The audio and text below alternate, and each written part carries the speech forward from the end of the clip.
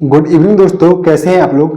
जय मां Saraswati coaching classes के यूट्यूब प्लेटफॉर्म यानी कि JMS बाय ब्रजेश सर में आपका स्वागत है। मैं आपका मित्र ब्रजेश राय। दोस्तों, आजकल संसद में काफी चर्चा में है क्या, हमारा वक्फ संशोधन विधेयक अधिनियम 2024।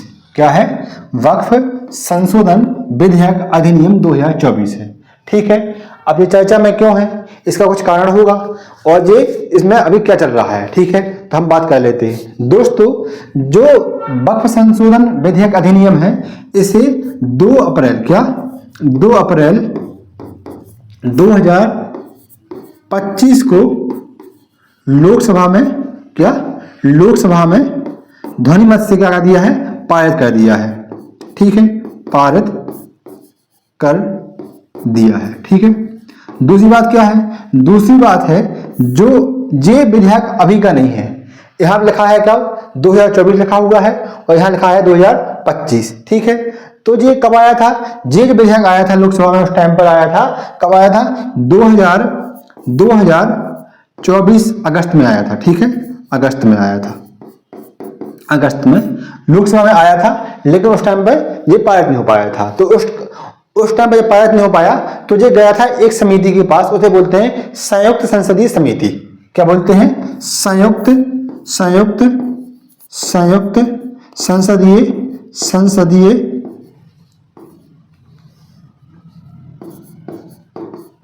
संसदीय समिति। दोस्तों, जो समिति थी, इसने इस विधेयक को मतलब कि रीड किया और इस पर अपना रिकमेंडेशन दिया। और इस जो समिति की अध्यक्ष थी, उनका नाम था जगदंबिका पाल। क्या नाम था? जगदंबिका पाल। क्या नाम था उनका? उनका नाम था जगदंबिका पाल।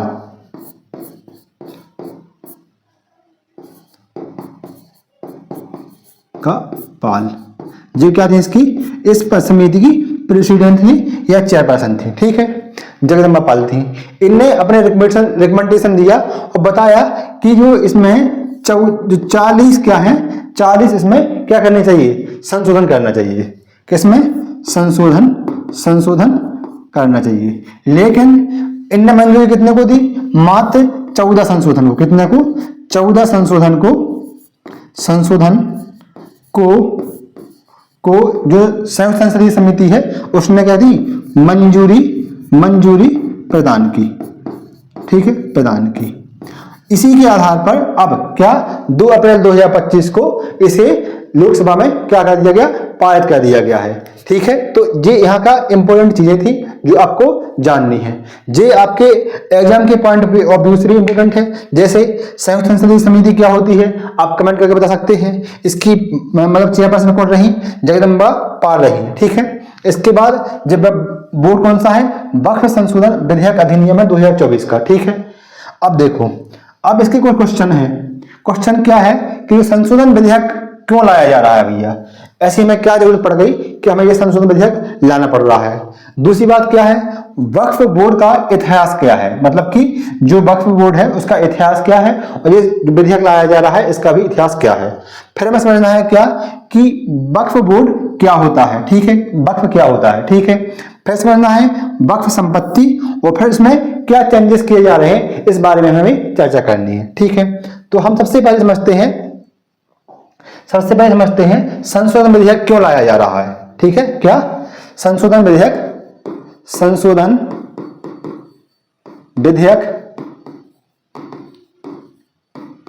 क्यों लाया जा रहा है। ठीक है, तो इसका सबसे एक मजबूत कारण आपको बता देता हूं कि इसका कारण है कि आज से कुछ 1 साल लगभग पहले एक केस हुआ था कि जो वक्फ बोर्ड है उसके द्वारा जो इलाहाबाद उच्च न्यायालय है उस पर अपना अधिकार जमाने बताया था कि जो इलाहाबाद उच्च न्यायालय है इसकी भूमि किसकी है, वक्फ बोर्ड की है। और जब वक्फ बोर्ड की भूमि होगी तो फिर इसका एक सिद्धांत होता है, इसका एक नियम है कि जिस भूमि पर वक्फ बोर्ड ने अपना अधिकार बता दिया कि ये भूमि हमारी है, तो उसे वो भूमि उस किसकी हो जाती है, बोर्ड की हो जाती है। आप उसके लिए उच्चतम न्यायालय या कहीं भी भारत की जो भी सुप्रीम कोर्ट है उसमें आप चैलेंज नहीं कर सकते हैं। ये क्या था, ये हमारी लोकतांत्रिक प्रक्रिया का क्या था, एक उल्लंघन था। मतलब जो वक्फ बोर्ड है वो इतना बड़ा कैसे हो सकता है कि जो हमारी जुडिशरी सिस्टम है या न्याय व्यवस्था है वो सुप्रीम जहां पर बैठा हुआ है उसके नीचे एक बोर्ड का उसके भी बात ना माने, तो ऐसा कैसे हो सकता है। ठीक है, तो ये एक मामला था, ऐसे कई मामले हैं। ठीक है, तो आपको क्या याद दिला दें, ये है क्या, Allahabad high court, Allahabad high court उच्च न्यायालय पर वक्फ बोर्ड द्वारा अपना अधिकार बताना।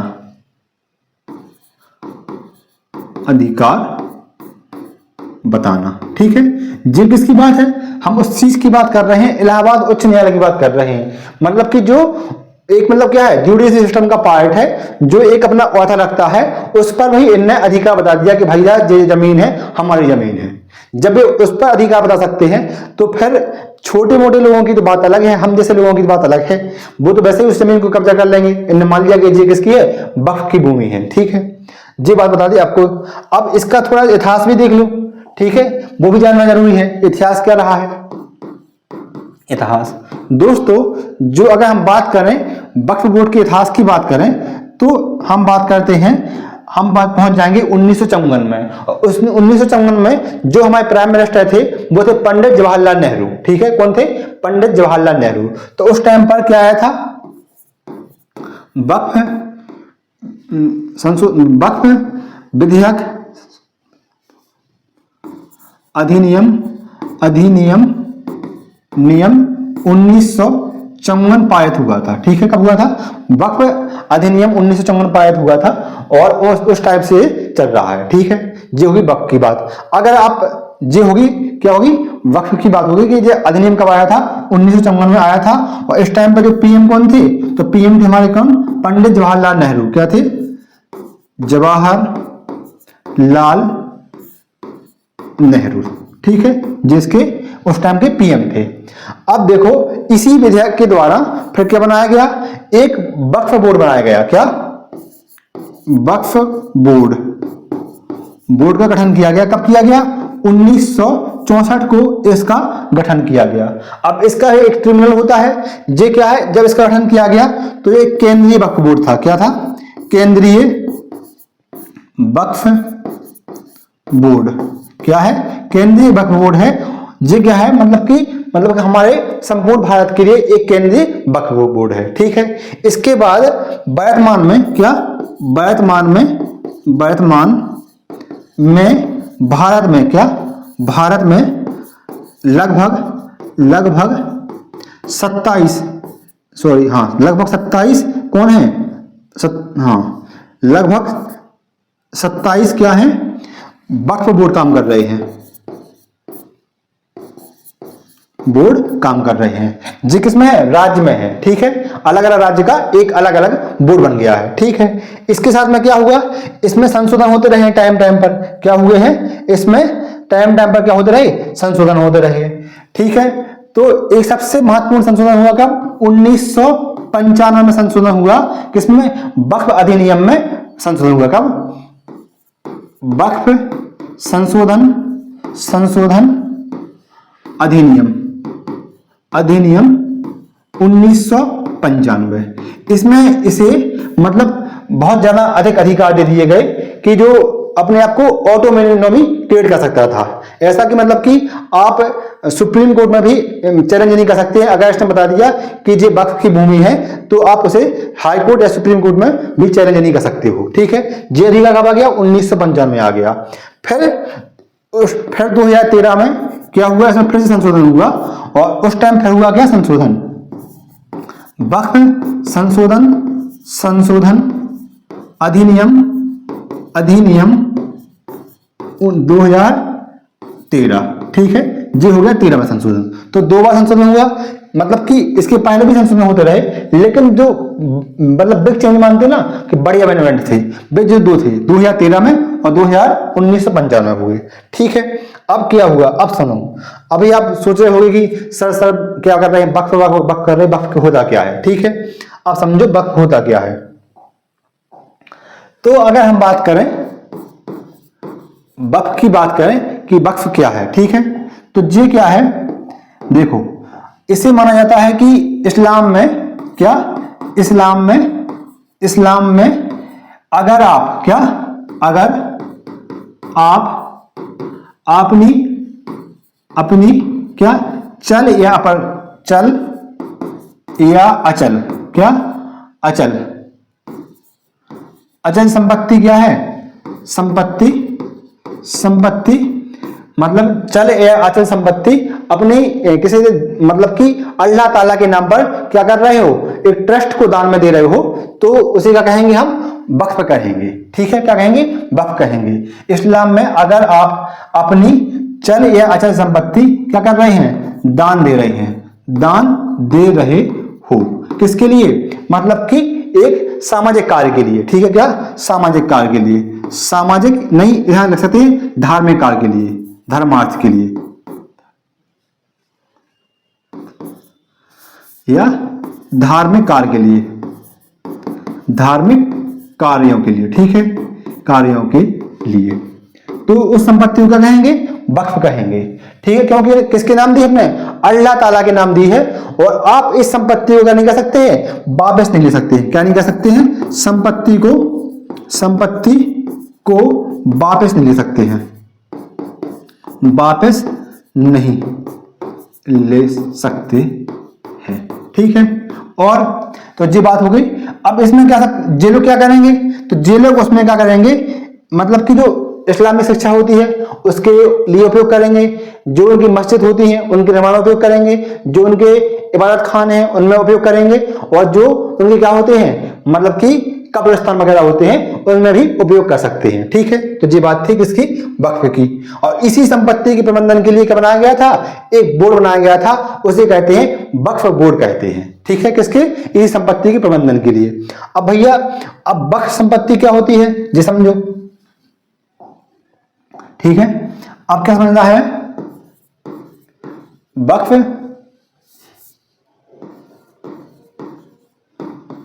संपत्ति। ठीक है, अब भैया इतनी इस पर बहस क्यों चल रही है, तो दोस्तों बहस होने का इसके 2 बहुत ही ऑथेंटिक कारण हैं। एक कारण तो ये है कि इसके पास जो प्रॉपर्टी है वो जो हमारा रक्षा मंत्रालय है और रेलवे विभाग है, सब रेलवे और रक्षा मंत्रालय के बाद सबसे अधिक जो प्रॉपर्टी है वो इसी के पास है। ठीक है, रेलवे एवं रक्षा मंत्रालय है के बाद सबसे अधिक संपत्ति किसके पास है, वक्फ बोर्ड के पास है। कितनी है, लगभग 1.2 लाख करोड़। ठीक है, करोड़। तो ये इतनी तो किसी के मतलब किसी देश की जीडीपी नहीं होती जितनी इसके पास संपत्ति है, इसलिए इसको ये चल रहा है, मुद्दा चर्चा में है। ऐसा नहीं है कि वैसे ही इतने टीवी डिबेट चल रही है, लोग बात कर रहे हैं इसीलिए बात कर रहे हैं, इतनी संपत्ति है। अगर हम जमीन की बात करें तो लगभग 9 लाख कितने, 9 लाख एकड़ जमीन किसके पास है, इसके पास है, वक्फ बोर्ड के पास है। ठीक है, अब इसमें इसीलिए ये दोनों बहुत इंपॉर्टेंट हैं। अब जो जमीन है कुछ सरकारी जमीन इसी में है, कुछ लोगों ने दान दी है, कुछ लोगों की जमीनों पर जबरदस्ती कब्जा भी किए गए हैं। ठीक है, इसलिए इसमें क्या है, इसमें चेंज करने की जरूरत पड़ रही है। ठीक है, तो हमने इसमें क्या देख लिया, एक बार फिर से देख लेते हैं। सबसे पहले हमने देखा, क्या देखा, संशोधन विधेयक क्यों लाया जा रहा है, इसका हमने इतिहास देखा, वक्फ क्या है, वक्फ संपत्ति क्या है। अब हमने देखा इसमें परिवर्तन क्या किए जा रहे हैं।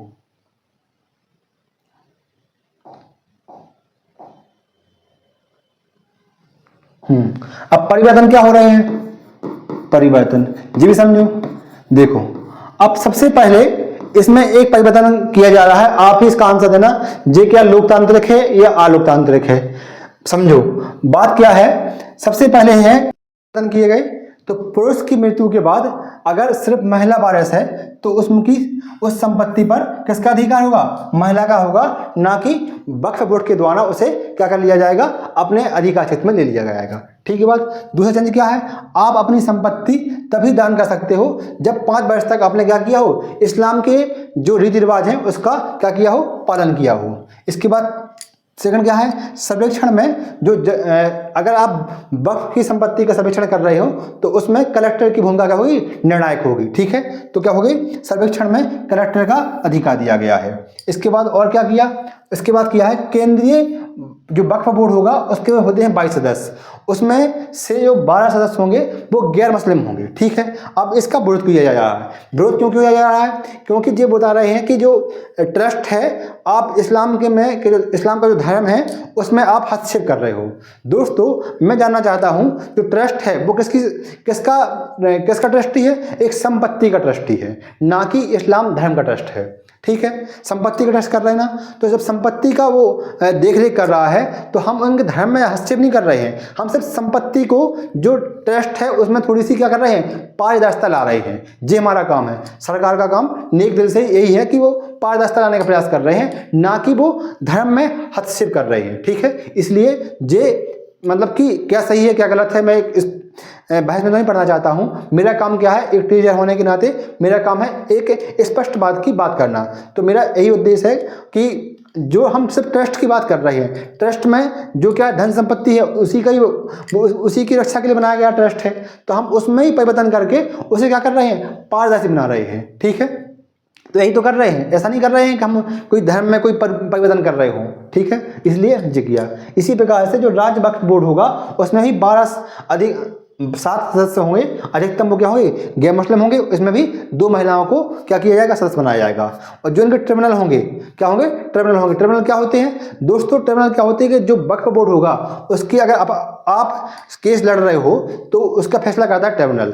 और ट्रिब्यूनल में क्या रहता है, सभी के सभी सदस्य क्या होते हैं, मुस्लिम होते हैं और जो प्रॉपर्ली धर्म से संबंधित होते हैं। इसलिए इस बार सरकार ने व्यवस्था किया है कि इसमें जो जिला जज होगा वो इसका सदस्य होगा। ठीक है, तो अब उसमें जो फैसला होंगे अब वो कैसे होंगे, और क्या होंगे, मतलब कि और न्यायिक होंगे, न्यायिक होंगे कि नहीं होंगे, मतलब कि और लोकतांत्रिक होंगे वो फैसले।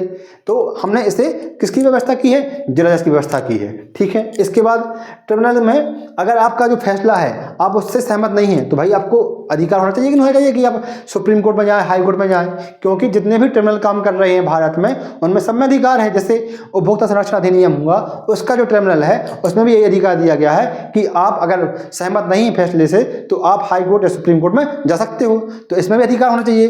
तो पहले क्या था, 1995 का जो नियम था उसमें अधिकार छीन लिया गया था कि नहीं जो फैसला ट्रिब्यूनल सुनाएगा और अंतिम फैसला होगा।